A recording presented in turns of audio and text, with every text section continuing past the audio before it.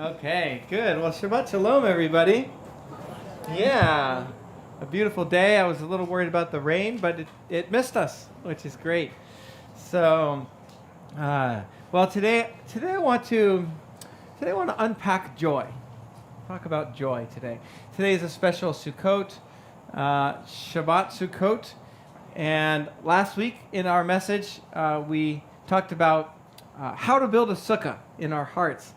And we discussed how the Torah, of course, tells us to build a sukkah and to dwell in it, to rejoice in it for 7 days.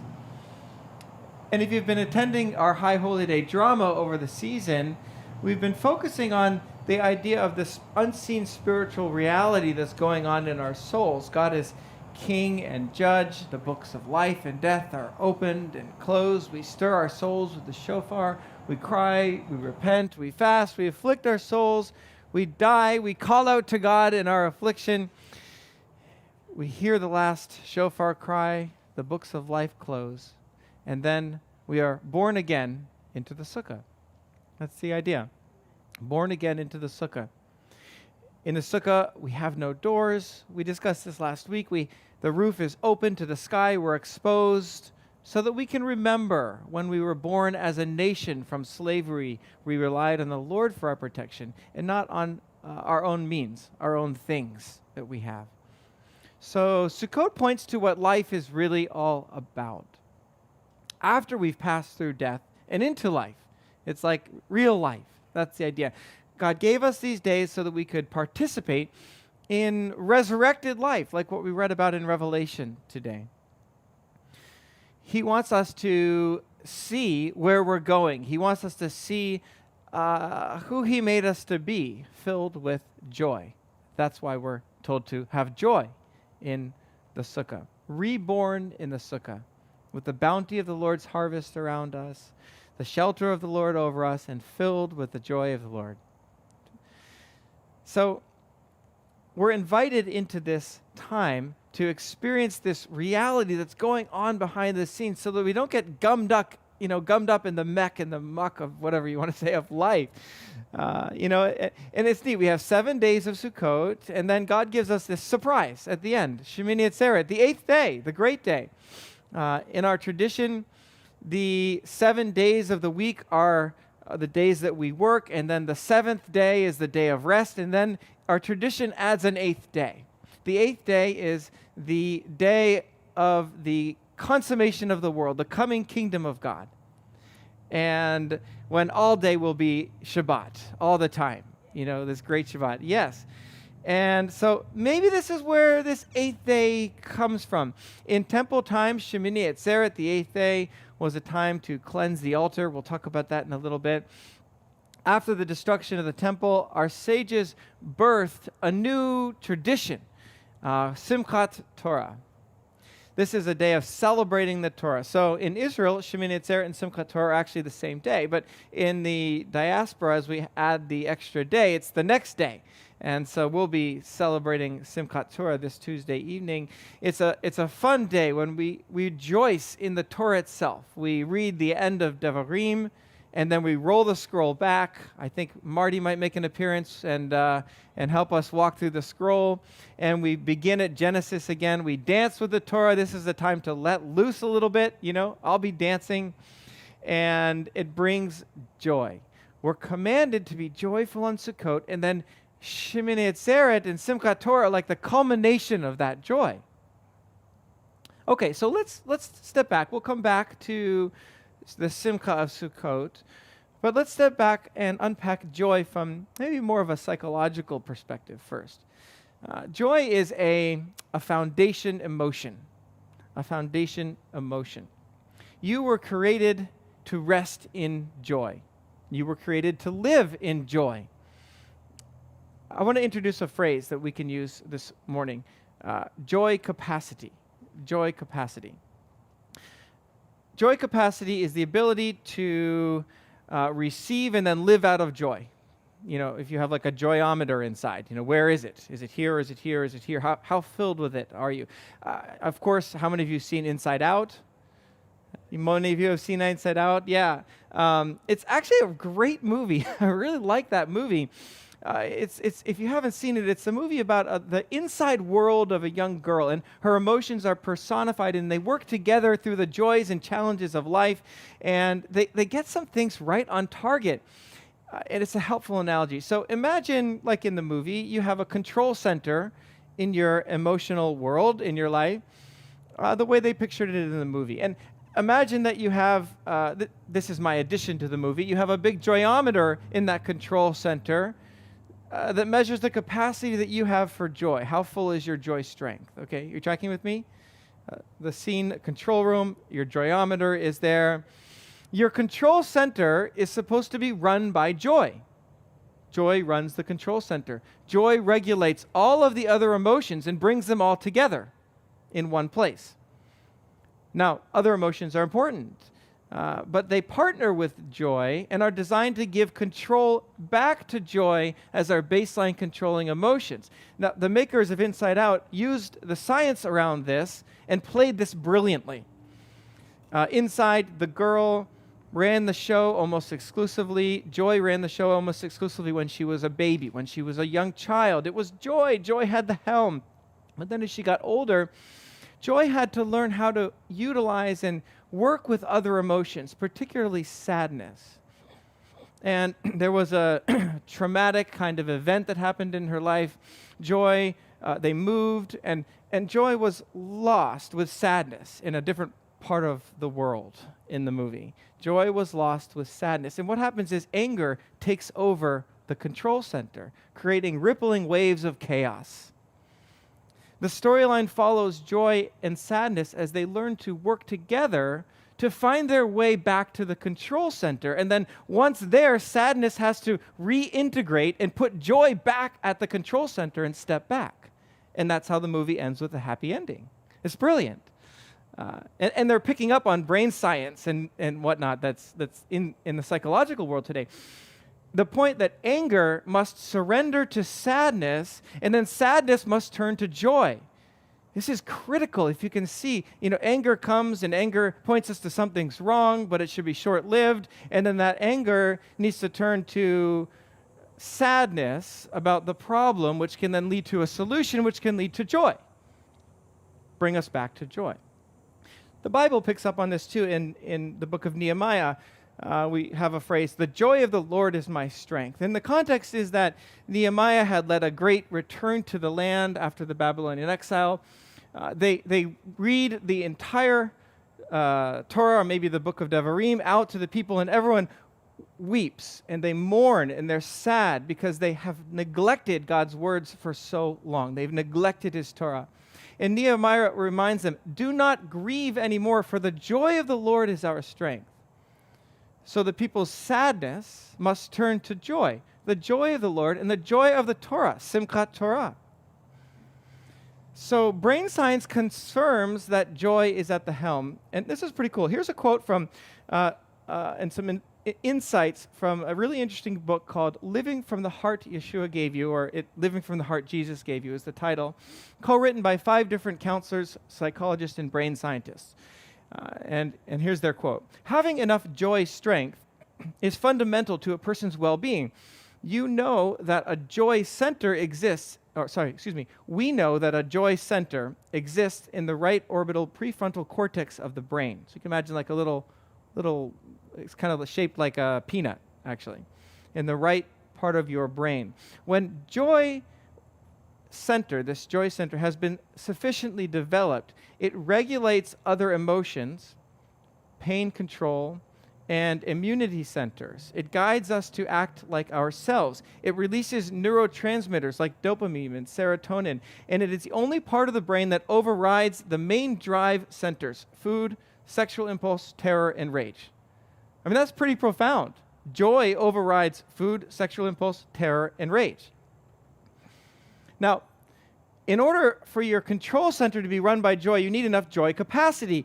Your available joy strength needs to be stronger than the pain or hurt or whatever other emotions you have going on. When your joy capacity is matured and your joy strength is up, then joy is able to regulate everything else. So you can feel sad, but sadness ultimately leads back to joy, like in Nehemiah. and like they show in the movie Inside Out. You can feel great loss and you can grieve, but still have an underlying sense of joy and a knowing that at the right moment you'll return to your joy normal. At the right moment, that it's still there, it's within your reach. But if your joy capacity was never developed, you might not know how to experience joy at all, let alone return to joy. Or if your joy capacity has a leak in the tank, if you will, then your joy strength will be very low. And then what will happen is your other emotions will take over, and then they can become all-consuming because they aren't intended to be in charge. It's really important. This is the way that God made you in his image so that we could live out of his joy. This is his desire for you. And more, this is how he sees you. Joy is actually your true self. Joy is your true self. And you can see this is true because joy is really the root of what all humans seek after, isn't it? I mean, if you really get down to the heart of it, people don't look for it in the right ways all the time. We seek for joy in fleeting whims or in temptations and passions, or we might mistake success in certain areas or wealth or power for joy. And some people never taste joy at all, but it's always at the root of our dreams and the root of our desires. And I think that's because God desired us and made us to require it and to seek after it. Because ultimately, he is the one true source of our joy. And so if our quest for joy ultimately will lead back to him, to a joy-filled relationship with him. God desired us to return to our basic need. Take a moment and look inside of your own video screen and your own control center for a moment and see yourself. Is joy in command? Is joy in command? Now, our capacity for joy, let's talk about building joy capacity. Our capacity for joy is one of the first things to develop in a baby. And the good news is we can develop joy capacity now. But here's how this develops. A baby experiences joy even in the womb, through her mother, through sensation, through hearing. That's why they tell you to play music and to put the speaker right next to the baby in the womb, because the baby responds to the music and can experience joy. Babies in the womb respond to a mother's circumstances. So I saw this actually at the Science Museum. They were doing a thing on how unborn children, if they're in a place where their mother is starving, their whole structure, genetic structure will change, and they will develop a different metabolism where they can gain more weight easier. And then if they don't live in poverty, they might be more inclined to being overweight because of this. A remarkable thing that can happen just because of the mother's circumstances. And similarly, babies in the womb seem to respond to their mother's emotions, so an unborn child can learn from her mother's joy. And the reverse is also true. In the first few weeks out of the womb, they experience joy from taste, from smell. That's why it's so important that newborn babies are close with their mom if possible, and because mom is their initial source of joy. Our joy region of the brain is the bonding region of the brain. They're together. Joy and bonding go together. So an infant's ability to bond is based on the amount of joy an infant receives. These bonding joy moments determine how much brain growth and strength, joy strength, the person will have in their joy control center. Okay, you guys tracking with me? Am I getting too heady? Okay. Around 6 weeks old, touch begins to bring joy for a child. There's a horrible story of babies where they put them in a room and didn't touch them, but gave them food through the room, and they died. It's this horrible study. You can look it up online, Google where it came from. It's just terrible. Without touch, without that experience of a person's face and without joy. So it's tied into our being. As babies get older, they develop the ability to receive joy through sight and sounds, and our joy moments go stronger, our joy muscles go stronger, and increasing joy capacity gets bigger. Have you seen children who have been very loved, as a young child? They sparkle, and you see the smile of a baby, of a child, when they first laugh. It just brings you so much joy, right? That's because it's It's inside of them. We're supposed to be like that too. And studies have shown that it's really neat. They hook all these things up to babies, and then you come over and smile at them, and they smile back, and like their joy centers are going off like crazy, and neurons are being built in webs like this. So when you see that giggle in a child, their brain is growing faster and faster and faster, and you're increasing joy. Around 15 months, the limbic system starts to turn to other emotions too. Now they can feel other things. Fear shows up. Anger can show up more clearly. If for whatever reason a baby didn't receive those joy moments and learn to come back to joy as the command center, then fear and anger will be unregulated, and they can move into terror and rage. And then the baby will have trouble self-regulating him or herself back to joy. And we have to teach the child to come back to joy. By 18 months, the brain is designated to grow a ring. This is really cool. A ring around each emotion, and then bring them together under joy. So if you think of a big circle like this, that is joy, these other emotions come under that umbrella of joy, connecting all these different pathways so that joy becomes the place where they all go back to.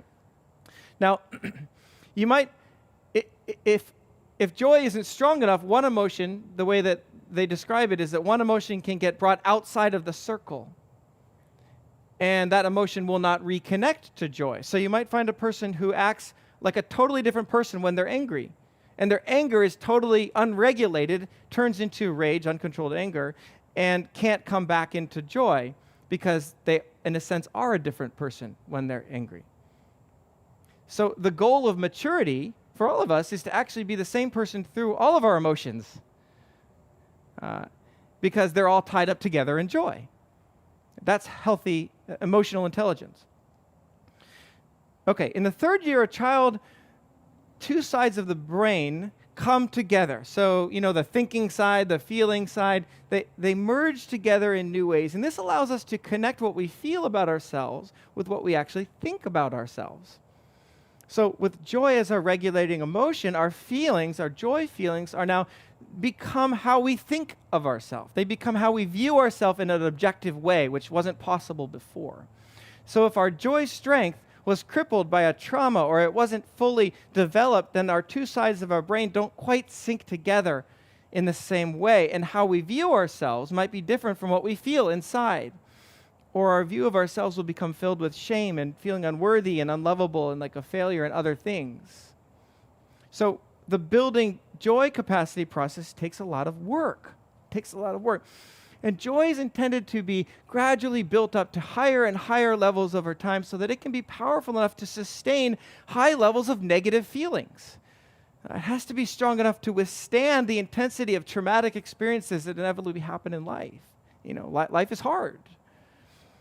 And the good news is that whatever capacity of joy, each of us currently has, God made our brains so that they continue to grow and continue to change. It's called neuroplasticity. Our brains change. They're not stuck. It's really neat. The wires kind of grow together and regrow. So you can actually rewire your brain, or you can rewire those joy connections. It takes time, it takes work, it takes intentionality, but you can do it, and you can find the joy of the Lord that is your strength. The key for regrowing joy, or one key, is that joy is relational. Our Creator made us with brains that need to be filled with relationships that lead to joy. Neurologists say that our basic human need is to be the sparkle in someone else's eye, because it leads to joy. Joy capacity is actually grown through healthy relationships, just like the relationship with the child. When someone's generally glad to see you, or happy to see you, it builds joy. The feeling that we said when a child looks at you and they're happy to see you, a puppy dog who just gets all wiggly and jumps up and says, they just want to see you, it builds joy. Why? Because they want to see you. You're the sparkle in their eye. And it builds joy capacity in our brains. And what happens is that our brain immediately picks up on these meta joy communications and automatically responds by reciprocating that joy. We smile and we say, hi, and we come back to it. And it's kind of a cool thing in just a regular joyful hello interaction. They say that this can happen, this joy back and forth can happen 6 cycles per second with nonverbal face-to-face exchange, growing stronger neural connections for both of you. So you look at someone in the eye and you say, hi, Sue, and Sue says, hi, and in that 3-4 second exchange, there's 24 to 36, different joy connections that bounce back and forth and can actually regrow our brains. I mean, that's cool. And so over time, with enough joy sources, your brain will actually change and increase your joy capacity. And that's why God gave us families. That's why God gave us faith communities, is because they're intended to be joy builders. The closer and the more joy-filled relationships have, the more joy capacity will develop. That's why Ruach is so important here. Like our community is so important. And our focus right now on community strength is so important because we need each other. We need to have these kinds of interactions. And so you want to surround yourself with people in your life who care about you and want to live the joy of the Lord in their lives and step out from the blech of the world and step into what is true. Worship is joy. You want to be with people who genuinely care for you and will pray for you. And, it's like a joy charge. And then the thing is, in community, when your joy meter is filled up, then you give that joy to others and it spreads. And when you give it to others, it fills yours up even more. It's like it builds. The more joy there is, the more it builds. So greet one another with joy. Be very intentional when someone comes and you see them. Say, look at them with joy. Surround yourself with people who care. Make sure you care about them. And lastly, as much as we get joy from relationships, and it's critical, as I said, our relationship with each other are reflections of the joy that we're intended to receive from being in relationship with God, our Creator. Because as you get to know God more and more, as you, like Stacy said, get to see who He is, then you see that how He sees you, that He's glad to see you, that He has joy when He sees you, like not in a trivial way, but like the puppy dog, and He's excited. He's excited to see you. He has joy in you. And so they work together. If your joy relationship with the Lord is strong, you'll have much more joy-filled relationships. And if your relationships are joy-filled with other people, it's going to be easier to find joy in the Lord. It's one of the reasons why I stress spending time with God so much, is because it's a time to curl up on your Heavenly Abba's lap and just let Him love you and let Him shine His joy on you. And then in those moments, those precious moments, it's like a kind of spiritual osmosis. It allows God to gradually grow your joy capacity from the inside out. True joy comes from the Lord. His presence is joy, and He invites you into His joy. Back to Sukkot in Second Temple times, we'll close with this. At the conclusion of Shemoneh Atzeret, the 8th day, was a beautiful day cleansing the altar in the temple. And the Talmud in Sukkot, Tractate Sukkot, details a beautiful Second Temple ritual, ceremony, where people would gather, multitudes of people. And as the day would close, it says that everyone would light torches, and there was not a courtyard that wasn't lit up in all of Jerusalem. And the priests would go down to the pool of Siloam with these gold and silver water jugs. And it was this parade where the Levites would be singing and dancing, and people would be spinning their torches around, and it was this carnival and festival. And the Levites, with children all around, it says, would carry this water jugs up to the altar, and they would pour the water out over the altar as a plea for rain, a plea for the Ruach, the Holy Spirit, a way to cleanse the altar for the year after the High Holy Days. And it's beautiful. In the Mishnah, we see this. if you have not seen this festival, you have not seen joy. I mean, it was that great. If you haven't seen this festival, you haven't seen joy. And it's at this festival in Yochanan 7:38 where we see Yeshua had kind of snuck into Jerusalem, and he's there as they're carrying these water and pouring it out on the altar. And he stands up and says, "If anyone is thirsty, let him come to me and drink. Whoever believes in me, as the scripture says, out of his innermost being will flow rivers of living water." And that living water is the joy of the Lord. So as we rejoice on Sukkot, Shemini Atzeret, Simchat Torah on Tuesday evening, let those of us who trust in him rejoice and be glad, because Yeshua is our Simchat Torah. He is the joy of the Torah. He is our living water, and he is our joy. So Shabbat Shalom and Chag Sameach, everyone. And Evan, if I could invite you up to close us with the Aleinu.